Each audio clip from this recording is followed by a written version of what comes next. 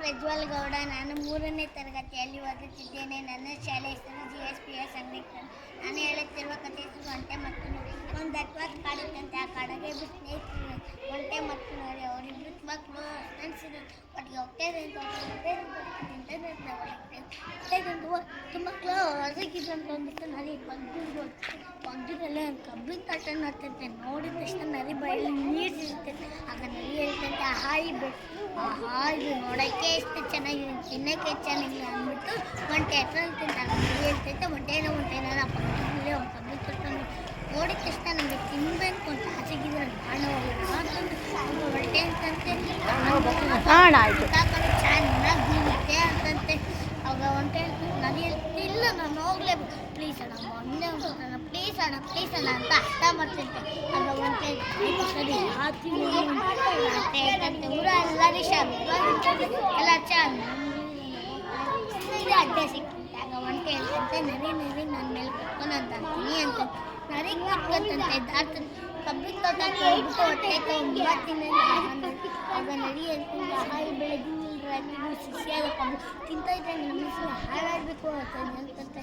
ಆಗ ಒಂಟೆ ಹಾಡಬೇಡ ಪ್ಲೀಸ್ ಹಾಡಬೇಡ ಅಂತಂದು.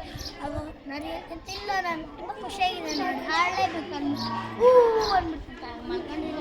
ರೈತರೆಲ್ಲ ಎದ್ಬಿಟ್ಟು ನಡೀರಿ, ನಮ್ಮ ಯಾವುದೋ ಪ್ರಾಣಿ ಬಂದಿದೆ, ನಡೀರಿ, ಒಂದು ಕೈಲಿ ದೀಪ ಇಟ್ಕೊಂಡು ನಿನ್ನ ಕೈಲಿ ದೊಣ್ಣೆ ಇಟ್ಕೊಂಡು ಹೋದಂತೆ.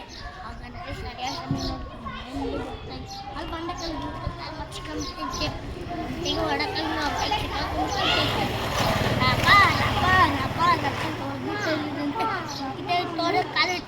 ಕಾಲು ಮುಡ್ದಾಕ್ತೀನಿ ಅಂತ ಹೇಳ್ಬಿಟ್ಟು ಇರೋದು ಒಂಟೆಗೆ ನಡೆಯೋಕ್ಕೆ ಆಗ್ತಿಲ್ಲ ಅಂತ ಒಂದೊಂದು ಹೆಜ್ಜೆ ಅಮ್ಮ ಅಪ್ಪ ಅಂತ ಹೋಗ್ತಾ ಇದ್ದಾಗ ಹಚ್ಕೊಂಡು ನೋಡಿ ಚೆನ್ನಾಗಿ ನಂತ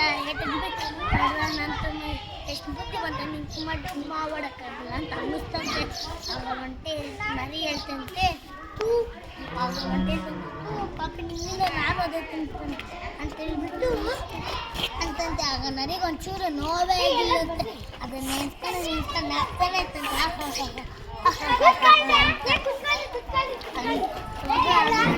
ಫಸ್ಟ್ ನೋಡಿ ನಮ್ಮ ಕಡೆ ಅವಾಗ ನದಿ ಅಡ್ಡ ಸಿಕ್ತಂತೆ.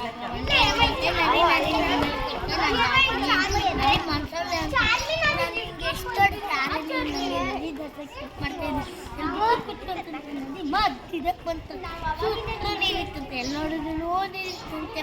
ಆಗ ಒಂಟೆ ಹೇಳ್ತಂತೆ, ಅಯ್ಯೋ ನಂಗೆ ಯಾಕೋ ಮೈ ಮುರಿಬೇಕು ಅಂತ ಹೇಳ್ತಂತೆ. ಅದು ಒಂಟೆ ನರಿ ಹೇಳ್ತಂತೆ, ಅಪ್ಪ ಮೈ ಮುರಿಬಿಡ್ಬೇಡ ಪ್ಲೀಸ್ ಮುರಿಬೇಡ ನಾನು ಮುಟ್ಬಿಟ್ರೆ ನಾನು ಬಿದ್ದೋಗ್ತೀನಿ, ನಂಗೆ ಈಜು ಬರಲ್ಲ ಅಂತಂತೆ. ಆಗ ಒಂಟೆ ಹೇಳ್ತಂತೆ, ನಾನೇ ನಿನ್ನ ಮಾತು ಕೇಳಬೇಕು, ಆವಾಗಲೇ ನಾನು ಎಷ್ಟು ಹೇಳಿ ಅದೇ ಹಾಡಬೇಡ ಅಂತ ಹೇಳೋದನ್ನು ಕೇಳಿದೆ.